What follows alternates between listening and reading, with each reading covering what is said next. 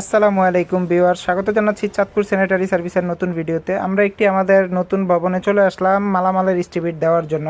আলহামদুলিল্লাহ, গাঁথনি কিন্তু এখন কমপ্লিট এবং ইলেকট্রিক ভাইদের কাজও মাশাআল্লাহ অনেক সুন্দর করে কমপ্লিট করে ফেলেছে। এখন আমাদের প্লাম্বিংয়ের কাজ শুরু হবে।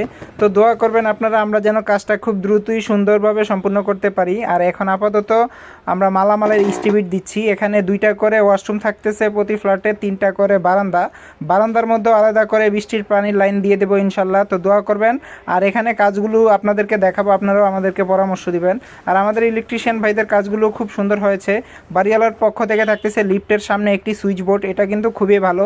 নিচতলা থেকে 7তলা 8তলা পর্যন্ত আলাদা করে আর আমাদের লাইনগুলো টেনে তুলতে হবে না।